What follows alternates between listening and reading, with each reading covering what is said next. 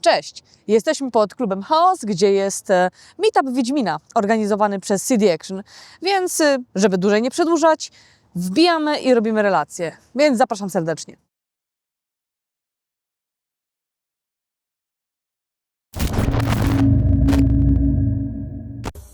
Wydarzenie odbyło się w klubie Chaos i trwało kilka intensywnych godzin. Jeśli kiedyś tam traficie, koniecznie spróbujcie naczosów z sosem serowym. Petarda. Na meetupie było sporo osób, a niektórzy w bardzo barwnych outfitach. Jeden tak przykuł moje oko, że nie mogłam nie zagadać do Wiedźminki ze szkoły żmii, Sylwii. Siemaneczko kochani, jesteśmy na meetupie wiedźminowym. Jest naprawdę dużo fajnych atrakcji. Między innymi wywiad z Zbigniewem Jankowskim, który jest autorem Wilczego Śladu, Wilczym Śladem. Mam książkę i podpis, jest Elo. No i udało mi się, że tak powiem, upolować osobę do wywiadów. Sylwia Węgrzynowicz, że tak powiem, w cosplayu swojej własnej Wiedźminki. How cool is that? Co to za Wiedźminka? Co to za Wiedźminka? To jest Kaja ze szkoły żmii, pochodzi z Clermont. Jeszcze nie miałam okazji jej na larpie w ogóle zastosować i zagrać nią, ale może kiedyś się uda, zależy. No to w takim razie trzymam mocno kciuki. Dzięki. Sylwia również prowadzi fanpage'a, nie? Nie, to jest Grupa. grupka memowa. Złap się opiew Irden i tam siedź. Zapraszamy na grupkę, jeżeli lubicie memy i lubicie się pośmiać, to proszę Jak bardzo. Popularnie jesteśmy zwani Irdenawką, no tak w skrócie. Ale to pasuje. Link będzie w opisie jak coś, więc na luzie. Jak Ci się podoba to wydarzenie? No super, aktualnie było, co od początku? Od początku było zaznajomienie z atrakcjami oraz rozpoczęcie. Następnie mieliśmy o grze, którą swoją drogą zamówiłam już, bo czekam na nią, aż przyjdzie polska wersja. Jeszcze tylko tytuł gry zapodaj. Tytuł gry to jest Ścieżka Przeznaczenia. No zajebiście. Tak, dokładnie, to jest gra wiedźmińska planszowa. Było już właśnie o książce, tak tutaj wspomnieli. Rozmawiano też na temat larpa wiedźmińskiego, więc aktualnie jeszcze jest trochę atrakcji, jeszcze się dzieje. No, bo generalnie event jest do 18, a mamy godzinę 16. Czyli jeszcze dwie. Jeszcze 2 godziny, więc się dużo wydarzy. O, jeszcze była przecież ten quiz był na Właśnie, temat quiz wiedzówka. był. Tak, raz No. mi się udało być w pierwszej piątce, a później szybko spadłam. Bo to było szybkie, po prostu ja nie mogę na tym To telefonie szybko. po prostu. Ja też, No. strasznie szybko. No. Czy będziesz na kolejnym meetupie Wiedźmina, jak będzie Jeżeli organizowany? będzie, jeżeli dam radę, dlaczego by nie? Ja i tak przyjechałam tutaj z Dąbrowy Górniczej, więc tego okolice Katowic. No, to w sumie daleko. Ale nie jechałaś w tym stroju, tylko... Nie, no, przebrałam cię tutaj. No, w ogóle zajebiste soczewki, Dziękuję. generalnie stylowa. Dobra, Sylwia, dzięki za wywiad, powodzenia z Twoim larpem i żebyś miała okazję wykorzystać tę stylówę i ograć. Dziękuję bardzo. Dzięki wielkie. Dzięki wielkie. O, siła, lecimy dalej. Na meetupie zorganizowanym przez CD Action udało się zamienić parę słów z Marcinem Blachą z CD Projekt Red na temat kulis powstawania Wiedźmina 3. Udało nam się złapać Marcina Blachę, który pracował właśnie przy produkcji Wiedźmina 3. Czy uchyliłbyś nam rąbka tajemnicy, co robiłeś przy Wiedźminie? Przy Wiedźminie 3 byłem lead writerem, a później przy dodatkach story directorem, czyli generalnie odpowiadałem za fabułę i za dialog. Jak się w ogóle pracowało nad w sumie tak potężnym tytułem, który jest już legendarny, zwłaszcza w świecie polskiego game devu? O, to były wspaniałe lata, pracowało się bardzo przyjemnie, miałem świetny zespół ludzi, którzy byli świetnymi fachowcami. Wiele się wtedy nauczyłem i to była czysta przyjemność i ta przyjemność, mam nadzieję, przełożyła się na samą grę. Oj tak, ja, że tak powiem, ograłam mnóstwo godzin w Wiedźminie. Trochę mnie Skellige zabiło, przyznam, ale to myślę, że jest taka dosyć powszechna opinia. Jaki masz ulubionego questa, jeżeli chodzi o Wiedźmina 3? To w Dune Fremeni mówią, że Bóg stworzył Dune, żeby sprawdzać wiernych, to my stworzyliśmy Skellige też, żeby sprawdzać wiernych. Natomiast jeżeli chodzi o ulubionego questa, mnóstwo. Właściwie co kawałek w Wiedźminie 3 jest jakiś mój ulubiony quest. Bardzo lubię Krwawego Barona, bardzo lubię ten fragment, kiedy Geralt już odnalazł Ciri, już obronił ją w Kaer Morhen i wspólnie podróżują. Bardzo lubię końcówkę gry, mam mnóstwo ulubionych sidequestów. Lubię w zasadzie wszystkie sidequesty, w których jest jakiś horror. Czyli to o wieży, w której myszy zjadły władcę, albo o taki Monster Hunt o latarni morskiej, mnóstwo ulubionych questów. Mnie najbardziej w sumie przerażał, ale w takim dobrym kontekście, jak mamy dodatek Serce z kamienia, właśnie wątek żony tego głównego bohatera, którego mamy właśnie... Iris von Everett, tak. Tak. To był quest, który zazwyczaj dzielimy się pracą i to był właśnie quest, który sobie wybrałem, żeby go napisać i włożyłem w niego masę serca i starałem się, żeby Iris naprawdę była smutna, a quest przerażający. Tak, quest był przerażający i zwłaszcza mi przypadły do gustu te dwa familiary, które tam były. A, pies i kot, tak. Bardzo mi się to podobało, ten wątek. Kurczę, a powiesz mi jeszcze, jaki quest był taki najbardziej problematyczny? Czy to już za daleko? Nie, w zasadzie każdy quest jest w jakiś sposób problematyczny, w każdym trzeba pokonać jakieś przeciwności, żeby go skończyć. Były oczywiście takie questy, co do których robiliśmy kilka podejść. Na przykład quest przez czas i przestrzeń, w którym podróżuje się przez inne światy. Na początku nie mogliśmy znaleźć odpowiedniego tak jakby podejścia, jakie to powinny być światy, czy to powinna być taka abstrakcja, bardziej science fiction, czy bardziej takie jakieś abstrakcyjne, odjechane rzeczy. Ostatecznie skończyło się na czym się skończyło, ale po drodze mieliśmy dużo różnych innych prób. Kurczę, bo szczerze powiedziawszy, ja zajmuję się zawodowo robieniem artów, ale pisanie to jest zupełnie inna liga. Jak napisać dialog tak, żeby był na przykład konkretny i nie zabierał dużo uwagi, a przekazywał to, co trzeba. Jedynie Cię jeszcze zapytam, co byś polecił właśnie młodym twórcom, młodym writerom, jeżeli by się zabierali za własną grę?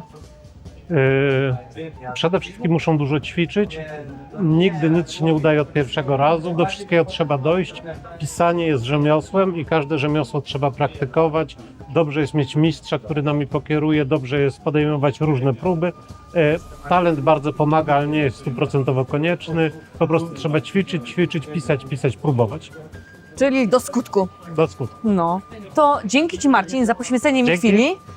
Życzę Ci, że tak powiem, dobrego dnia, no i żebyś się świetnie bawił na wydarzeniu. Dzięki. Dzięki. Na meetupie byli również przedstawiciele Moda do Wieśka 3, Ostatnia ofiara. Udało nam się upolować Laurę z Wiedźmina, mod do Wiedźmina Ostatnia ofiara, do Wiedźmina 3, moda Ostatnia ofiara. Laura, powiedz mi, czym się zajmujesz w projekcie? Ja jestem producentem, nie tyle sprawcą, ile organizatorem całego zamieszania.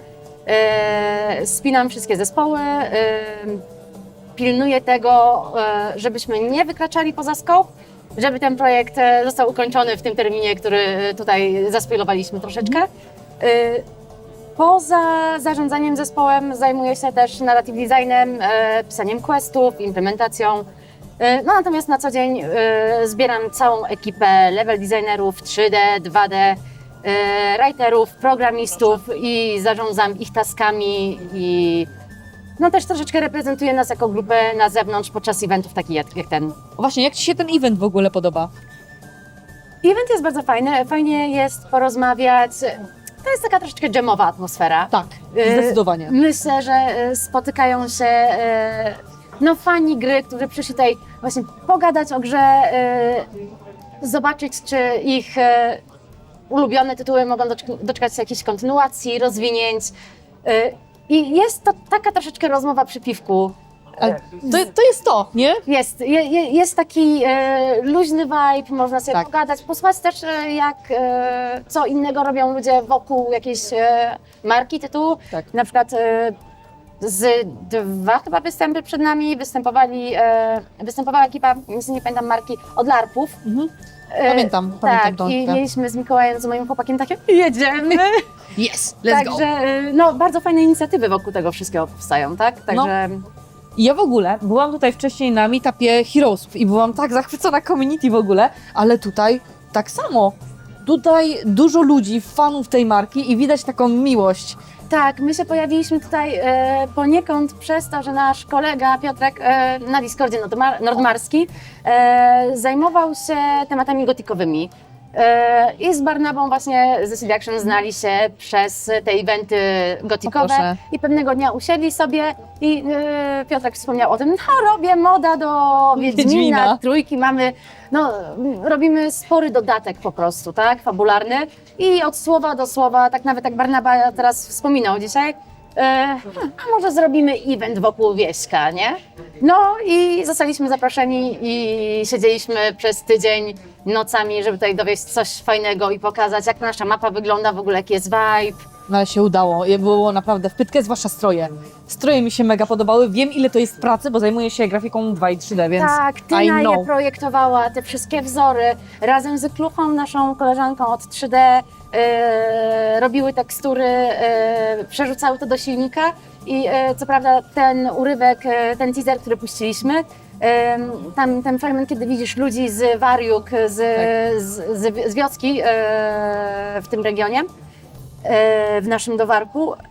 Ten fragment jest dosyć krótki na teaserze i jest tam ciemno, ale te postacie dzięki wysiłkom Tyny i Kluchy są już ubrane w te regionalne ciuchy. Nie no, w TT. Także tak, wizualnie to jest inny region, troszeczkę inna część kontynentu, więc kiedy wejdziemy tam jako gracze, zobaczymy coś nowego. To jest inny świat, to nie jest Tucson, które znamy, to nie jest, jest to część Redanii, ale no nie są te lokacje, ani te barwy, ani nawet dźwięki, które znamy, nie? Mieliśmy też ten utwór, który projektował dla nas Adam.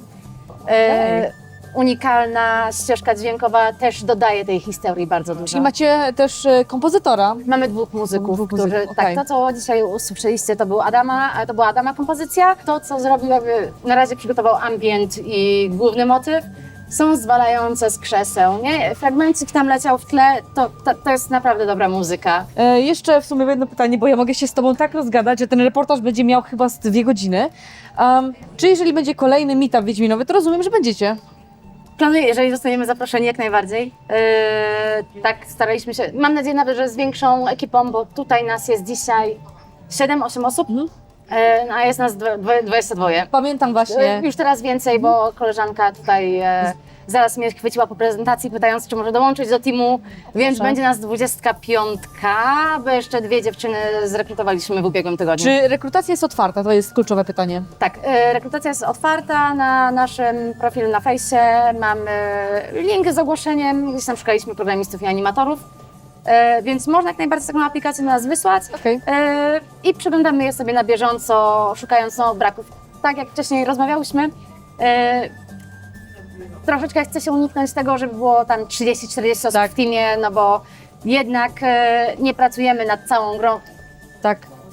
więc musimy, no to jest team, trzeba nim zarządzać, musi być odpowiedniej ilości, więc nie bierzemy ludzi dlatego, że możemy, bierzemy tych ludzi tam, gdzie wiemy, że wypełniają pewną niszę, mają kompetencje, których nam To jest bardzo brakuje. dobre podejście. Lub też mają po prostu ten animusz i energię, żeby robić, bo wiadomo, że czasami można bardzo szybko się nauczyć, tak? Tak. Mamy takie osoby zresztą, które implementują rzeczy, czy tam robiły na przykład w 3D, ale teraz się rozwijają pod okiem kogoś tam robił dłużej, ma większe doświadczenie. Się tak? wymieniają tym wszystkim. Bardzo dużo wymieniamy się doświadczeniem, bo mamy sporo osób z branży. Łukasz właśnie Bogucki, nasz level designer, jest level designerem, pracuje w branży, tak? No. Ja pracuję we Frozen Way, też przy projekcie komercyjnym, normalnie w studiu. No. Kto jest jeszcze? Klucha też ze mną pracuje, właśnie nasza też artystka. Jest chyba Przemek, też jest on jest chyba w 3D ogólnie w pracy, ale u nas wspiera level design z 3D. No i pięknie, to jest praktycznie I mamy jeden dwóch programistów team. też, którzy też robią w studiach. Więc mamy team, który jest gotowy dzielić się kompetencjami ogólnymi, tak? Plus dzielić się tym, co razem rozkminiamy w Redkicie. Dzięki Laura za wywiad. Jak coś, wszystkie informacje dotyczące Waszego projektu będą w opisie na YouTubie, Pewnie. więc jak coś, patrzcie na dół, tam gdzie się rozwija opis. No. A my tymczasem lecimy po kolejną ofiarę. Nie, to będzie ostatnia ofiara, bo jeszcze jedna osoba będzie. No, dzięki wielkie. Dzięki. Na evencie także można było między innymi zobaczyć prezentację ekipy z Wirów Pontaru, czyli larpie o tematyce wiedźminowej. Jedną z głównych atrakcji był wywiad z autorem książki Wilczym Śladem Zbigniewem Jankowskim. Udało się nawet zdobyć książkę z autografem. A punktem programu była rozmowa z samymi Redami, Marcinem Blachą oraz Pawłem Mielniczukiem. A na koniec złapaliśmy się z redaktorem CD Action Filipem Chrztuszczu-Chrztuszcz, gdzie podsumowaliśmy całe wydarzenie. Jesteśmy już praktycznie na końcówce eventu. Jest ze mną Chrztuszczu Dzień dobry. z CD Action. Jak w ogóle podobał Ci się event? Stresująco, bo prowadziłem swoje pierwsze spotkania dzisiaj, ale ogólnie podobało mi się bardzo i podobała mi się lista gości, która była dzisiaj. Szczególnie właśnie, że ludzie wystawiali się swoimi modami, była planszówka, byli ludzie z Redów, był autor książki, reportażu o Wiedźmie 3, także było bardzo różnorodne. Tak, był full service. Ja powiem szczerze, najbardziej ciekawa jestem tego moda, ostatnia ofiara, bo zapowiada się naprawdę ładnie. To prawda. On w ogóle, ja mam takie wrażenie, że społeczność moderska po tym, kiedy mamy Red Kita udostępnionego, no to mam wrażenie, że ona się ma szansę nic nie stać. Ma szansę się rozrosnąć do podobnego stopnia co społeczność Gotika. Bo społeczność Gotika, jeżeli chodzi o mody, jest, To jest ogromne. a jest jeżeli ogromna. chodzi o Redów, no w sensie Red, jeżeli chodzi oczywiście o Wiedźmin, Wiedźmina, no. i o rzeczy z Red Engina, no to tego jest znacznie mniej i myślę, że to na pewno pomoże żywotności tych gier. Taka ciekawostka, bo oprócz ostatniej ofiary, ja na przykład jeszcze pracowałam niedawno w modzie Zemsta Ofir, Revenge of Ofir, więc tych modów robi się coraz więcej i mam nadzieję, że będzie jeszcze więcej. Tak, no, po to mamy Red Kit. Czy ty jesteś fanem modów? Wiesz co, rzadko grywam w mody, bo nie lubię za bardzo siedzieć w jednej grze, za długo w sensie. Okej. Lubię przejść i pójść do następnej. Nawet jeżeli mnie zachwyci, to sobie wrócę, nie wiem, rok później, nie? Albo 2. Chcesz uniknąć pewnie syndromu odsłuchiwania jednej piosenki w koło. Tak, dokładnie, nie chcę się wypalić. No. To bardzo dobre, bo ja się wypaliłam względem Baldura, mam ponad 350 godzin i kocham tę grę, ale nie ją żygam. I ja właśnie to samo zrobiłem, bo ja 120 godzin miałem przy pierwszym przejściu Baldura na premierę i od tamtej pory go nie To dotknąłem. jest bardzo, bardzo dobry wybór. Widzisz? Cóż, macie już jakieś plany na następny meetup? No mogę tak nieoficjalnie powiedzieć, że planujemy meetup w Łodzi, jako że Łódź jest podobna do apokaliptycznych No. przestrzeni, no to tam będzie szykowany właśnie event w podobnych Klimatach. ale nie mogę powiedzieć jeszcze do. Rozumiem. Dobra, to myślę, że jak już będą oficjalne informacje, to na pewno się tam pojawimy. Dzięki Chruszczu za wywiad. Chruszczu. Chruszczu. Dzięki Dziękuję. Chruszczu za wywiad. Nic się nie stało, dziękuję.